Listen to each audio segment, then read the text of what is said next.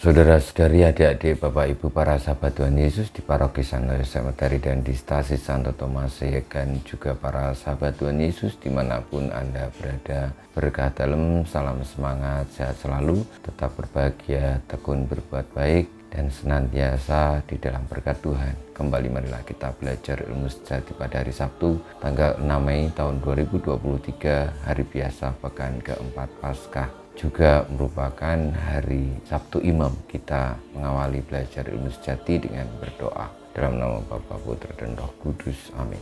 Ya Allah, kami bersyukur kepadamu atas Nabi yang paling agung, Yesus, sabdamu yang hidup, yang telah berbicara kepada kami. Semoga rohnya mendorong kami untuk mempersembahkan diri kepadamu demi keselamatan dan kesejahteraan sesama, agar dengan demikian dapat menemukan hidup. Sebab dialah Tuhan yang hidup dan berkuasa, yang bersama Dikau dalam persatuan Roh Kudus Allah sepanjang segala masa.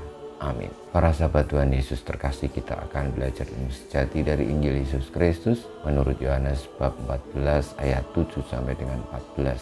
Dalam amanat perpisahannya, Yesus berkata kepada murid-muridnya, "Sekiranya kamu mengenal aku, pasti kamu juga mengenal Bapakku. Sekarang ini kamu mengenal Dia dan kamu telah melihat Dia." Kata Filipus kepadanya, "Tuhan, tunjukkanlah Bapa kepada kami, dan itu sudah cukup bagi kami." Kata Yesus kepadanya, "Telah sekian lama aku bersama-sama kamu, Filipus, namun engkau tidak mengenal aku. Barang siapa telah melihat aku, ia telah melihat Bapa. Bagaimana engkau berkata, 'Tunjukkanlah Bapa kepada kami'? Tidak percayakah engkau bahwa aku di dalam Bapa dan Bapa di dalam aku?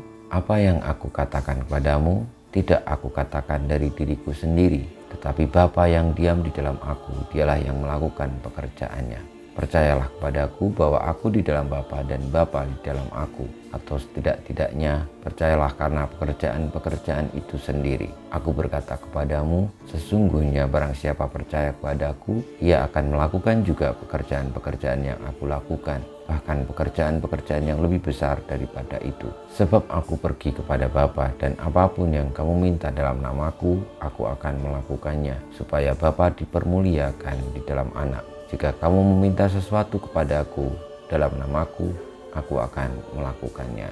Demikianlah sabda Tuhan. Terpujilah Kristus. Saudara-saudari yang terkasih, tidak mudah untuk memahami sabda Tuhan Yesus yang mengatakan bahwa aku di dalam Bapa dan Bapa di dalam aku. Tuhan Yesus dan Bapa adalah satu. Sungguh tidak mudah dipahami oleh manusia biasa. Bahkan lalu Filipus pun bertanya supaya Tuhan Yesus menunjukkan Bapa kepadanya.